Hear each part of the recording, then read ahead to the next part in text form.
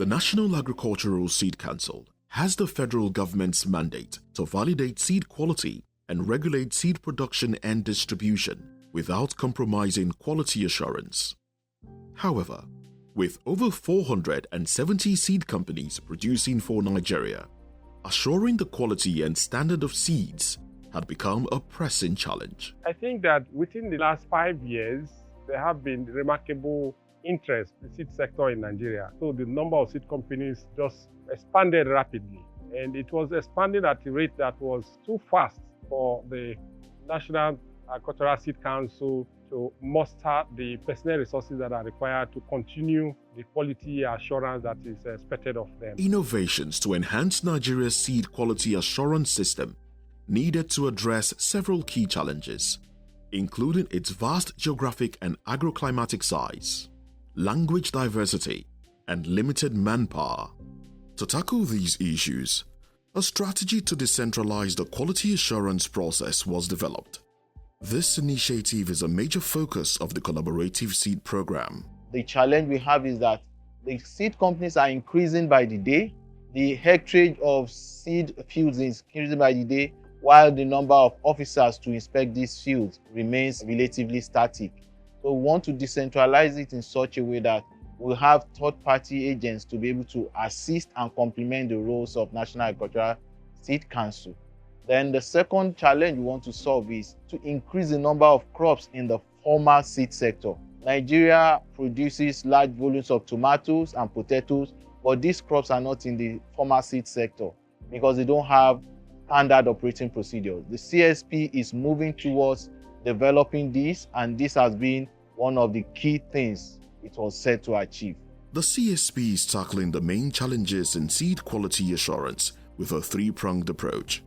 First, licensed seed inspectors trained by the National Agricultural Seed Council and accredited private companies are deployed to support quality inspectors in seed producers' fields.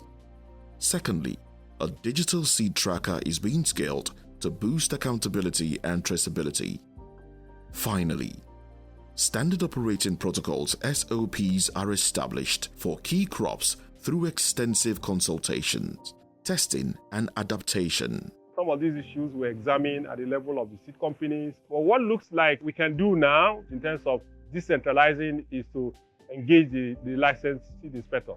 We had a number of agents now who have been trained to start to support the Seed Council. So the limitation that was originally placed on the Seed Council in terms of registration have been lifted. That also is the second impact that I would say that we seriously achieved. For the LSIs, they have a minimum requirement before you can become an LSI. And one of the minimum requirements is you must have a basic background of biology or agriculture, because you must be able to understand the different activities you are going to do on the field in terms of crops, and you must be able to identify different types of crops you are going to work with. So in terms of language barrier, we developed it in such a way that LSIs are from a certain locality, so they can communicate with the low-end farmers that can't speak English, and they can also communicate with the seed company. They are like a middle gap between the two.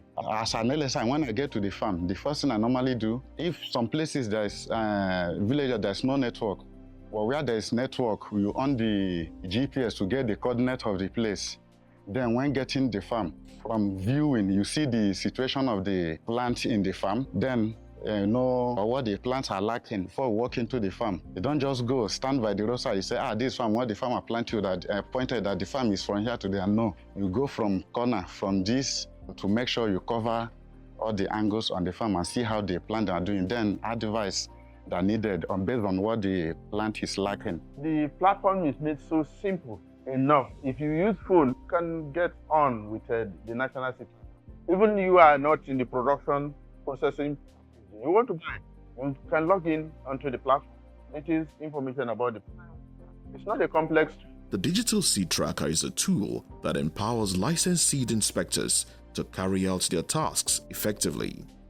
It is also useful to other stakeholders within the seed sector. Over the years, through the efforts of the Collaborative Seed Project, we can do seed certification digitally for rice, for maize, and for potatoes in Nigeria.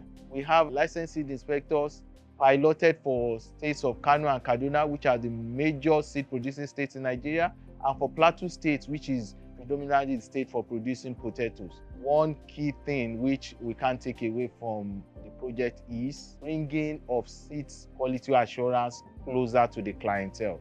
More seed companies, more community-based seed organizations will have access to seed certification easily. It has broken the barriers of non-availability of certification service as at when due. And one key thing is the LSIs, which has brought in youth and young women into the space to create opportunities for them in the agricultural seed space. An effective seed quality assurance system is crucial for enhancing seed sector performance.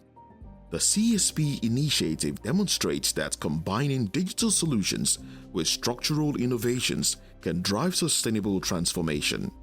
These efforts are paving the way towards realizing the vision for a transformed and thriving seed sector in Nigeria.